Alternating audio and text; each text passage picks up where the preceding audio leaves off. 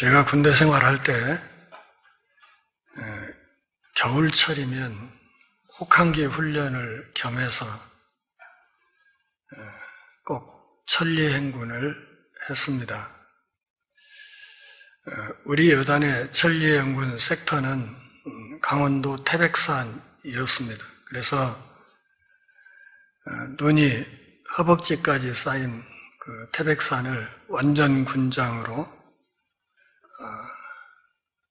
밤마다 행군을 하는데 400km, 산길 400km를 6일 동안 밤에만 행군을 해서 그 400km를 주파해야 되는 고강도 훈련이었습니다. 팀장인 저에게는 지도뭉치와 나침반이 별도로 주어졌는데 현지 지도를 들고 그리고 나침반을 챙겨 들고 난생 처음으로 가보는 강원도 태백산 산길, 그 눈 쌓인 길을 헤치고 다니면서 목표 지점을 찾아다녔습니다. 독도법을 참 잘해서 단 한 번도 우리 팀은 역행군을 한 적이 없습니다.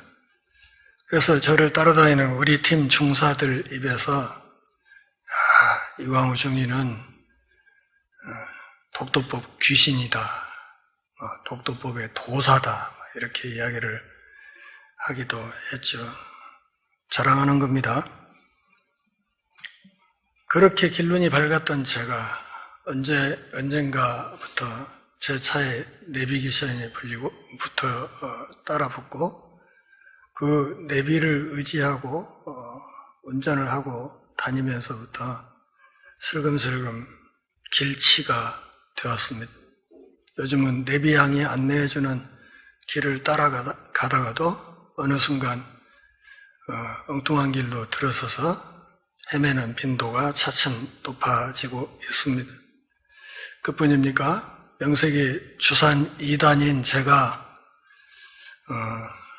웬만한 전화번호는 다 암기하고 지냈었는데 요즘은 폰에 전화번호들을 다 저장하고 살다 보니까 우리 가족 번호도 헷갈려서 꼭 찾아봐야 되는 한심한 바보가 되었습니다.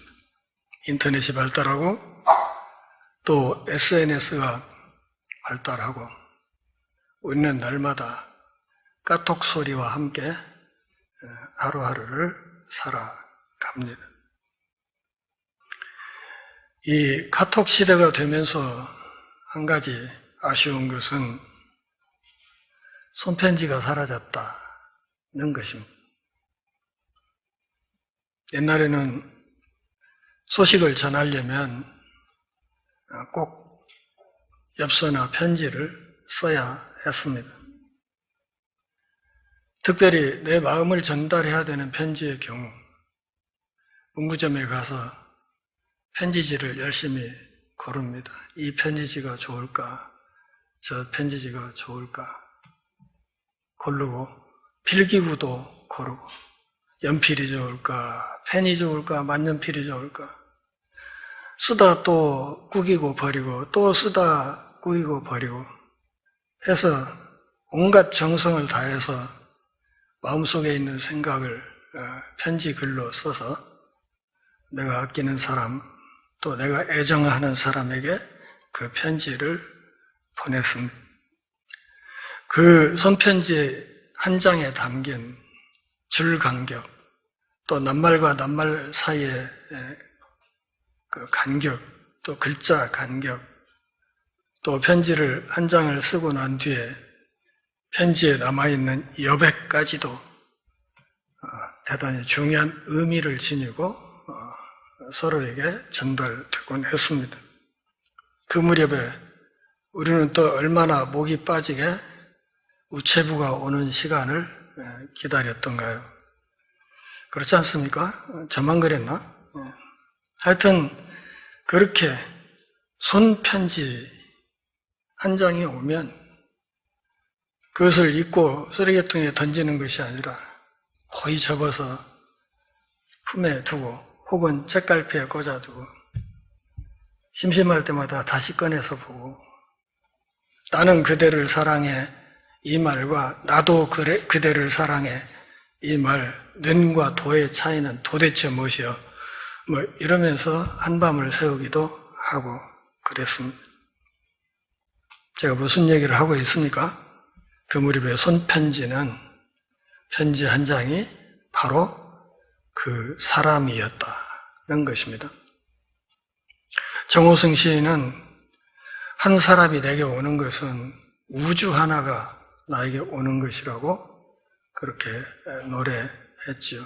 그런 점에서 보면 따뜻한 마음이 담긴 편지 한 장은 바로 우주 하나가 나에게 오는 것이라고 할 수 있겠습니다.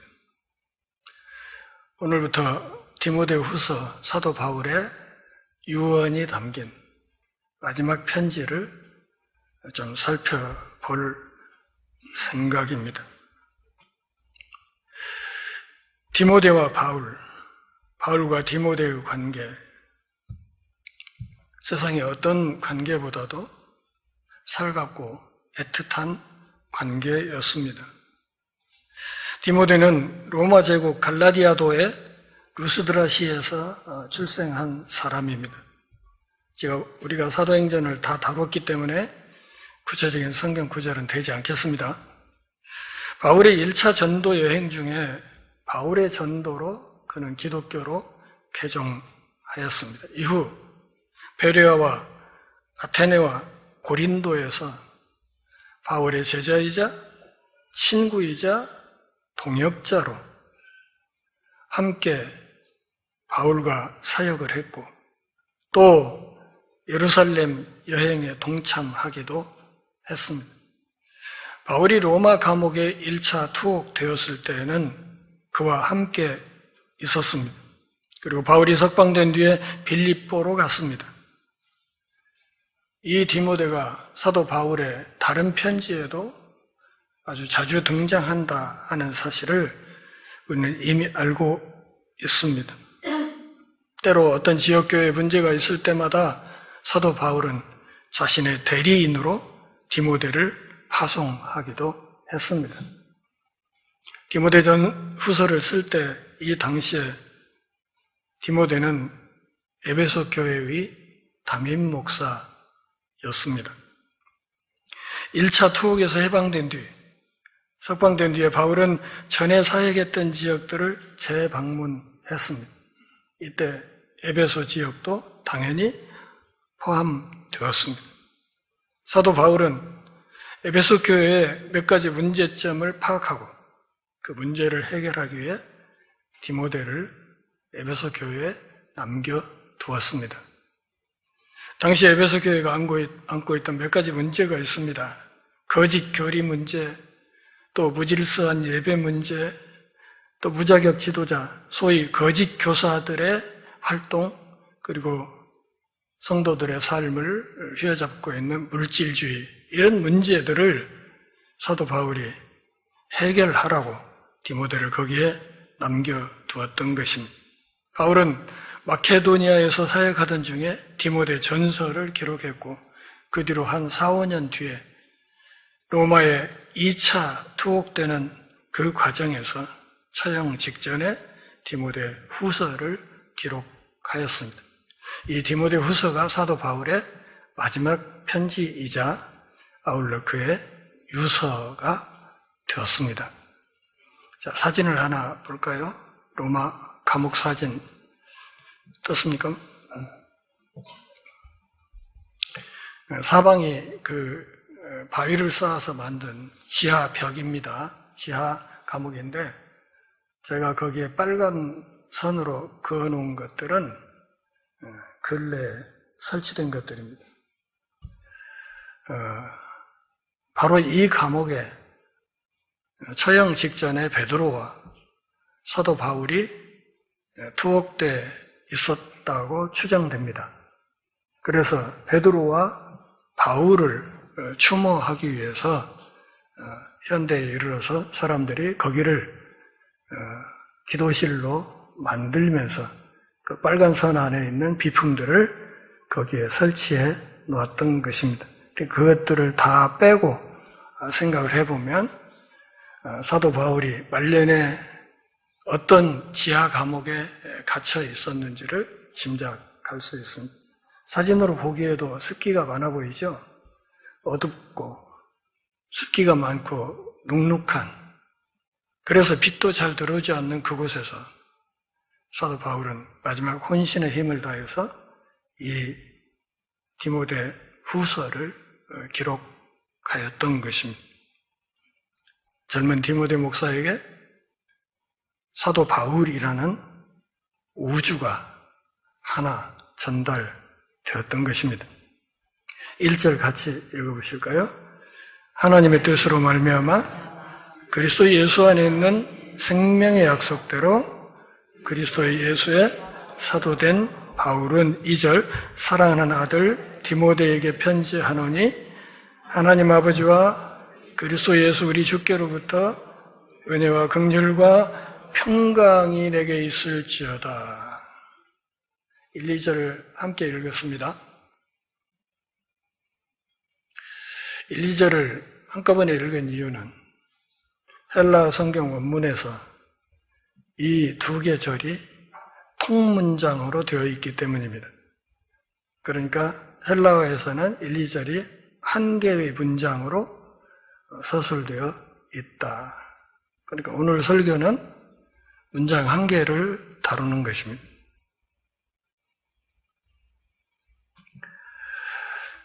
바울은 1세기 당시 유행하던 사람들의 편지2, 편지의 첫들머리에 항시 3가지 요소가 들어간다고 했지요. 첫째는 발신자 정보, 두 번째 수신자 정보, 세 번째 발신자가 수신자에게 빌어주는 복. 이 3가지 요소가 항시 사람들의 편지 글에 일상적으로 들어가는 그런 틀이었습니다. 그 편지 틀을 활용해서 사도 바울은 이 인사말 속에 기독교 복음의 정수를 녹여냈습니다. 짧은 인사말 같지만 또 당시에 편지2의 인사말 그 틀을 이용해서 한 말 같지만 이 인사말 속에는 사도 바울이 평생을 거쳐서 목숨을 바쳐 전하고 싶었던 기독교 복음의 핵심이 잘 녹아있다 하는 것을 알 수 있습니다. 그러니까 이 인사말만 제대로 이해를 해도 우리가 믿는 기독교 복음이 과연 어떠한 것인지를 얼추 짐작할 수 있다 하는 것이지요. 자기를 소개하는 말이 오늘 본문 1절에 기록되어 있습니다. 제가 보기에 이 1절의 내용을 가장 효율적으로 이해하는 방법은 뒤에서부터 읽어가는 겁니다. 1절 맨 뒤에 뭐가 있습니까? 바울. 그 다음 앞에 무슨 말이 있습니까? 그리스도 예수의 사도. 그 앞에 어떤 말이 있습니까? 그리스도 예수 안에 있는 생명의 약속. 또 그 앞에 무엇이 있습니까? 하나님의 뜻이 있습니다. 나는 이름은 바울이고 하나님 앞에서 내 직분은 그리스도 예수의 사도이고 사도로서 내가 전파해야 될 복음의 핵심은 그리스도 예수 안에 있는 생명의 약속이고 이 일을 내가 맡게 된 것은 전적으로 하나님의 뜻 안에서 이루어진 것이다. 이런 뜻입니다. 누군가에게 나를 소개할 때 우리는 어떻게 소개합니까? 되게 우리들이 소개하는 방식, 자신의 명함 중에서 가장 중요한 것들을 이야기하지 않습니까? 그렇게 해서 때로는 자기를 자랑하기도 하고 과시하기도 하고 그렇게 하지 않습니까? 그런데 사도 바울은 자기를 소개할 때 철저하게 하나님 중심으로 그리고 예수 그리스도 중심으로 자기가 맡은 생명의 약속인 이 복음 중심으로 자기의 정체성을 설정하고 있다 하는 것을 알아야 됩니다. 그러니까 1절은 사도 바울의 소명의식을 말한 것이라고 볼 수 있겠습니다. 바울이 쓴 여러 서신들 가운데 인사말들을 되게 인사말들이 비슷하잖아요. 비슷한데 그런데 비교를 해보면 디모데 후서에 있는 이 인사말 중에서 유독 돋보이는 구절이 하나가 있습니다. 그게 무엇입니까? 하나님의 뜻으로 말미암아라는 말입니다. 이 인사말이 다른 서신 인사말에는 별로 없습니다. 그러니까 이 디모데 후서 여기서 사도 바울이 유독 그것도 굉장히 강조해서 드러내고 있는 표현이 무엇인가 하면 하나님의 뜻이라는 말입니다. 하나님의 뜻으로 말미암아 내가 그리스도 예수의 생명의 복음의 사도가 되었다. 이렇게 이야기를 하는 것이죠. 그러면 사도 바울이 왜 본문에서 이 하나님의 뜻이라는 하나님의 뜻에 의해서라는 아주 특이한 표현을 썼을까? 그것은 다른 것이 아니라 그가 예수를 만나기 전에 그가 박해자였기 때문입니다. 스데반 집사도 죽였고 수많은 믿음의 사람들을 죽였고 수많은 교회들을 문을 닫게 했고 그래서 하나님 편에서 볼 때는 도무지 용서받을 수 없는 철천지 원수나 다름없었던 이 무시무시한 박해자.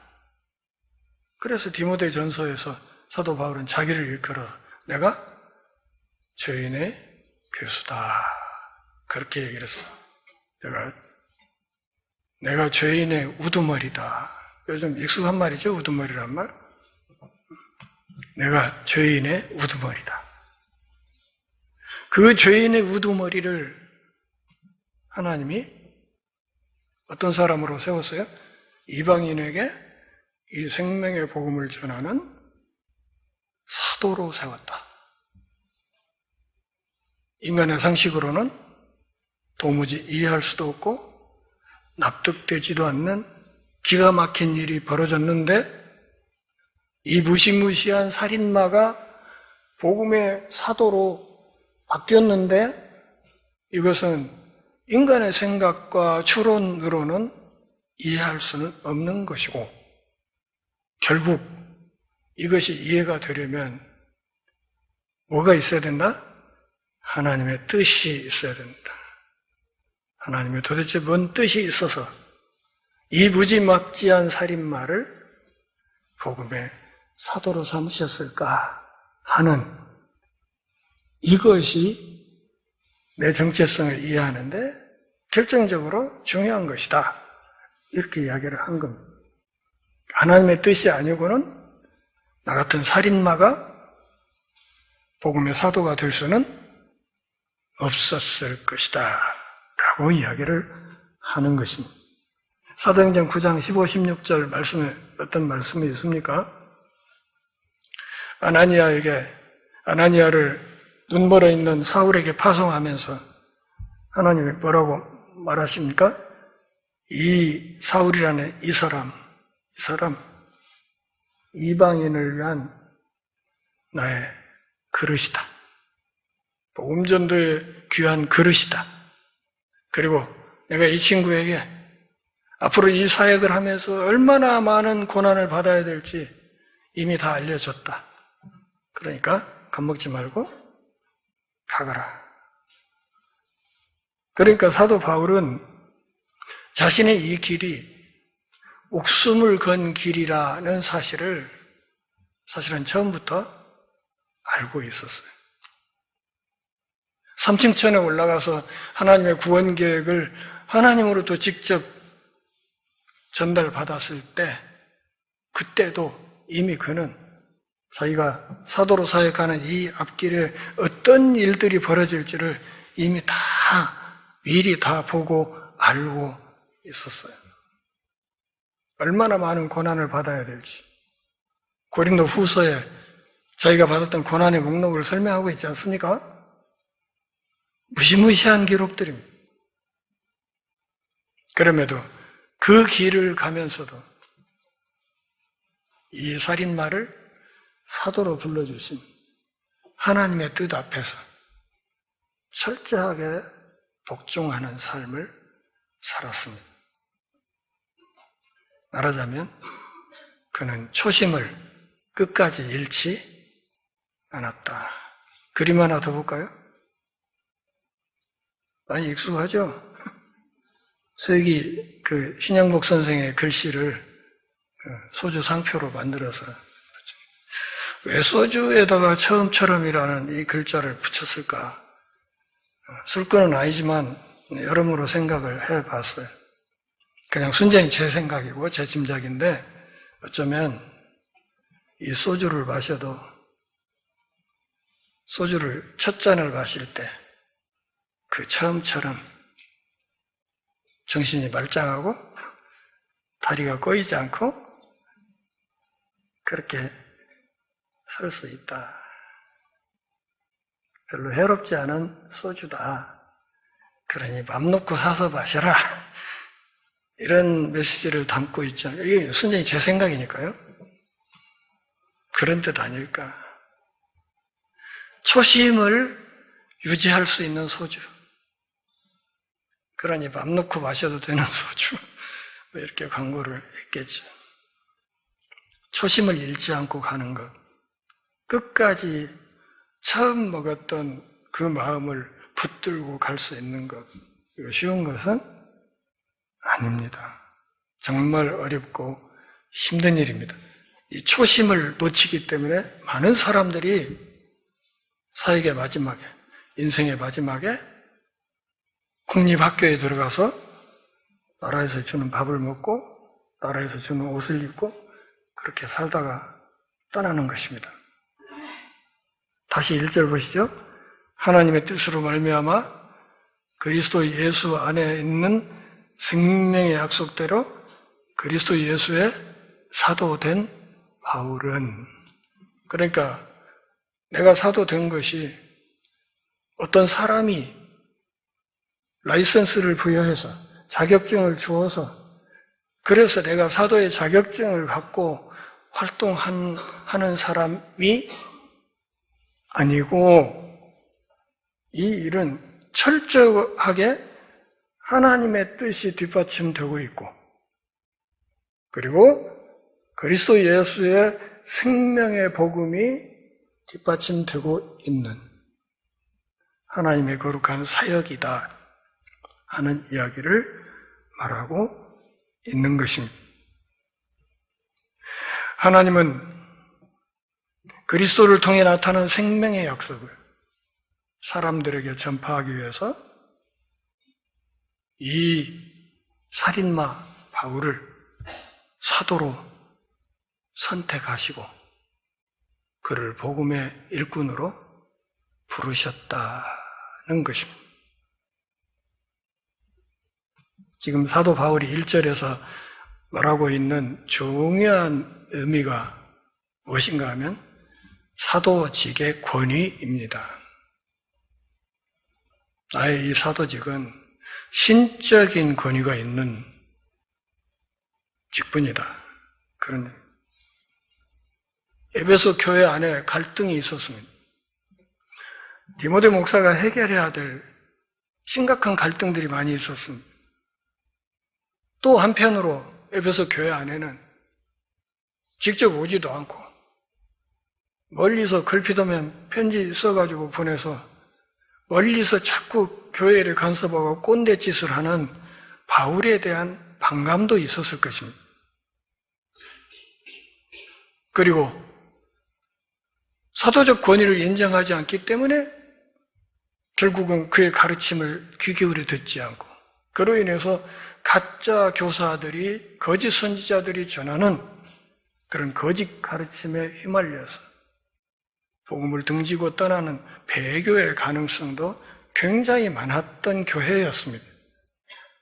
그런 교회이기 때문에 자기가 디모데 목사에게 이 편지를 보내면서 무엇보다 강조하고 있는 것이 자신의 사도권, 이 사도적 직위의 신적 근원, 이것을 명확히 할 필요가 있었다는 것입니다. 그리고 그 다음 절에서는 디모데를 일컬어서 뭐라고? 내 아들이라고 하잖아요. 내 아들이라고 표현을 함으로써 1절에서 그가 변증했던 사도권의 신적인 권위가 그의 후계자인 누구?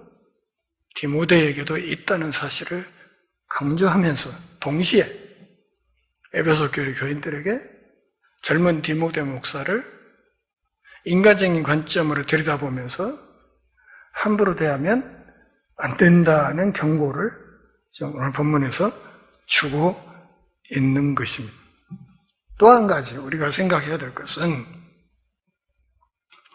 1절을 좀 추려보면 이런 표현이 되죠. 자, 보세요. 예수 그리스도의 종 바울. 예수 그리스도의 종 바울. 구약에 이 틀과 아주 유사한 표현이 있습니다. 어떤 표현입니까? 하나님의 종 모세. 하나님의 종 모세. 그리스도 예수의 사도 바울. 이 세 개 항목이 다 등호가 그어질 수 있습니다. 그러니까 하나님은 누구? 예수 그리스도. 종은 사도. 모세는 바울. 그래서 그의 사도직의 이 신적인 권위는 구약의 모세의 권위에 준하는 대단히 중요한 신적 권위라는 사실을 사도 바울이 강조하려고 하는 것입니다. 이 신적 권위가 담보하는 생명의 약속이 그리스도 예수의 십자가의 죽음과 부활 안에 있다. 내가 여러분들에게 전한 그리스도의 십자가와 부활의 이 도리, 이 안에 무엇이 있다? 생명의 약속이 있다. 이 안에 영원한 생명이 있다. 그 생명을 담보하는 흔들림 없는 약속이 이 복음 안에 담겨 있다. 나는 그것을 여러분들에게 전달하는 사도의 직임을 맡은 사람이다. 그러니까 자기가 하나님의 뜻을 따라 받은 이 사도의 직임이 얼마나 영광스러운 직임인지, 이게 얼마나 위대한 특권인지, 그럼에도 이 영광과 특권 이면에 얼마나 무거운 책임이 있는지를 지금 사도 바울이 1절 인사말에서 무던히 강조하고 있는 것입니다. 사도 바울의 이 사역이 인류의 구원 계획과 깊이 관련되어 있다. 왜? 이것이 하나님의 뜻에서 나온 것이기 때문에 그렇다는 것입니다. 사도권을 강조함으로써 그의 후계자인 디모데 목사의 권위도 강조하고 디모데 에베소 교회에서의 사역의 정당성도 확보하려는 뜻이 이 말씀에 담겨 있습니다. 하나님은 생명을 약속하신 분이고 이 생명은 그리스도 예수 안에 있는 것이고 복음은 바로 이 그리스도 예수 안에 있는 생명의 약속을 담고 있는 것이고 그러기에 바울의 복음은 하나님의 구원 계획의 핵심 축이라는 것, 사도 바울의 사역이 그래서 중요하다는 것, 마찬가지로 디모데 사도 바울의 소명이 중요한 것처럼 그의 후계자인 디모데의 소명도 중요하다. 사도 바울을 존중한 것처럼 디모데도 존중해야 된다 하는 이야기를 지금 에베소 교인들에게 하고 있는 것입니다. 중요한 것은 사도 바울이 처음 다메섹 도상에서 그리스도를 만나고 부활한 그리스도를 만나 이방인의 사도로 소임을 받았을 때 그때의 그 마음, 그 다짐, 그 각오를 순교 직전까지 유지하고 있었다. 초심을 유지하고 있었다. 그 초심을 유지하고 있었던 결과가 뭐예요? 지금 로마 지하 깜방에 갇혀 있는 거예요.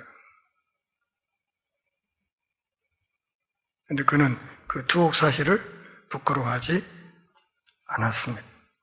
2절 같이 보시죠. 사랑하는 아들 디모데에게 편지하노니 하나님 아버지와 그리스도 예수 우리 주께로부터 은혜와 긍휼과 평강이 너에게 있기를. 자, 디모데를 향해서 뭐라고? 사랑하는 아들이라고 했습니다. 이것은 사도 바울의 설교를 통해서 디모데가 기독교로 들어왔다는 뜻이고, 아울러서 바울이 디모데를 자신의 영적 아들로서 한결같이 아끼고 사랑하고 있다는 뜻입니다.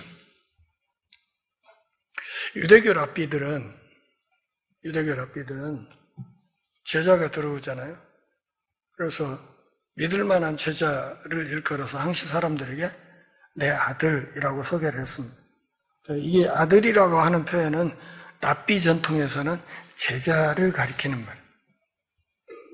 디모데는 사도 바울의 제자이기도 했고 그가 복음으로 나온 영적인 아들이기도 했고 그렇습니다. 동시에 복음사에게 후계자이기도 했고 동역자이기도 또 그의 친구이기도 한 그런 사람이었어요. 나중에 4장에서 보겠지만 디모데를 향해서 뭐라고 말해요? 어서 빨리 와라. 빨리 와라.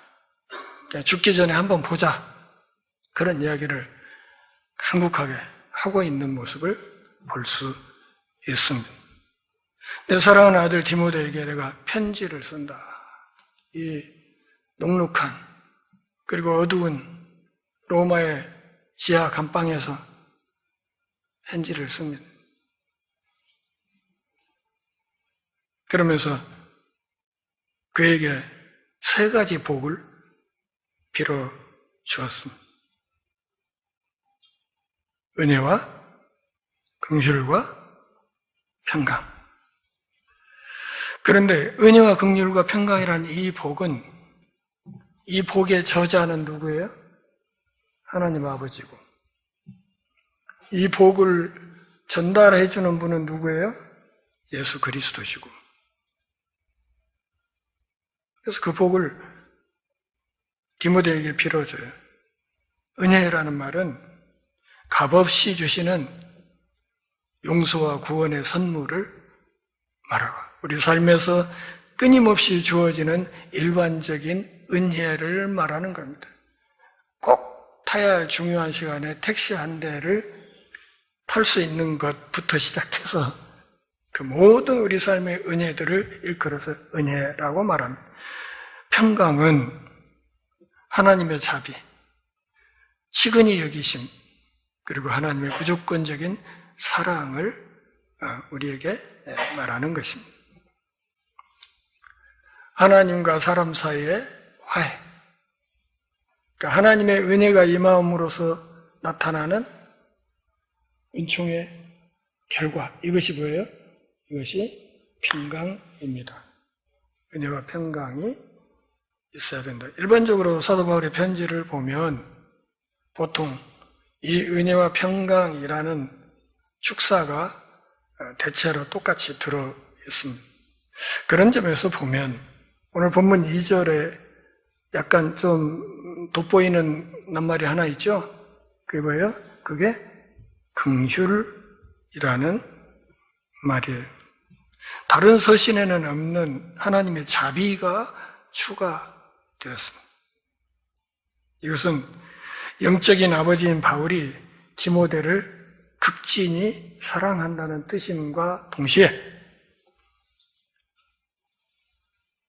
무지막지한 살인마를 하나님의 뜻 안에서 사도로 부르신 그 하나님의 은혜가 마찬가지로 누구에게? 나의 제자인 디모데에게도 임하기를 빌어줌으로써 마찬가지로 이 디모데를 바울처럼 사도의 반열로 끌어올려 주는 것입니다. 우리 사회에서는 이게 잘 안 되죠? 이렇게 하면 그냥 누구 다음 누구 이렇게 얘기하면 사람들 앞에서 흔히 그렇게 해요. 아무개 그거 내 따까리요. 예, 이렇게 이야기를 하기가 쉽지 않습니까? 그런데 사도 바울은 디모데를 일컬어서 뭐라? 동일한 반열에 있는 사도적 권위를 지닌 참으로 위대한 사역자라고 이야기를 했습니다. 나중에 이제 1장 후반부에서 오네시보로 이야기도 다루겠지만 바울이나 디모데나 오네시보로 이 사람들의 공통점이 뭐냐면 복음을 부끄러워하지 않는다는 거예요. 다시 말하면 복음을 전하다가 깜빵에 들어가는 이 일 자체를 전혀 부끄러워하지 않는다는 것입니다. 그런 두려운 상황 앞에서 뒤로 물러서는 일이 없었다는 데서 공통점을 찾을 수 있습니다. 이 말로 사도 바울은 젊은 디모데 목사, 그것도 몸도 약하잖아요. 늘 위장병 때문에 속을 끌끌하고 그냥 하는 이런 사람을 향해서 한없는 사랑과 격려를 베풀고 있는 것입니다. 오늘 인사말에서 우리는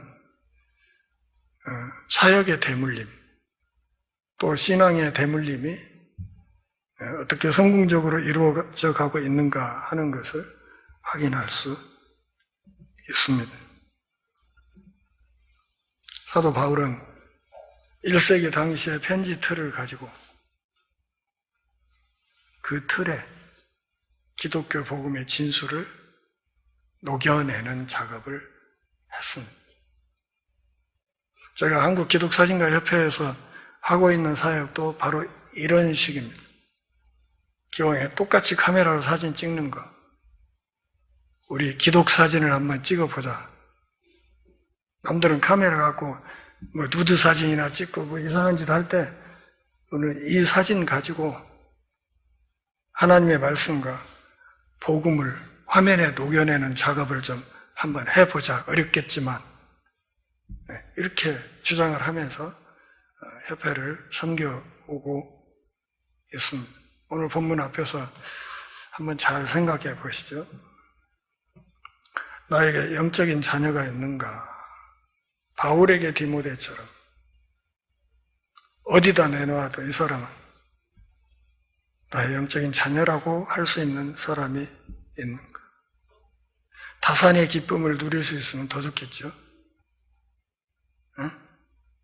요즘 같은 저출산 시대 다산의 기쁨을 누릴 수 있으면 얼마나 더 좋겠습니까? 아울러서 우리 가정 안에서도 또 교회 안에서도 신앙의 대물림이 정말 아름답게 잘 이루어져 가도록 우리 각 개인과 가정과 교회를 위해서 더욱더 많이 기도해야 될 것입니다.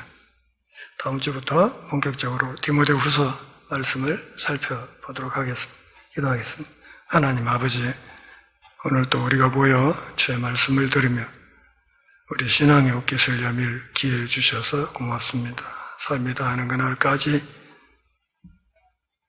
처음 먹었던 마음 흔들리지 않고 초지일관 끝까지 한결같은 자세로 고난의 길에 서 있음에도 불구하고 담대하게 그 믿음을 지켜나가는 신실한 믿음의 사람들, 복된 교회 공동체가 되게 하여 주옵소서. 예수님의 이름으로 기도합니다. 아멘.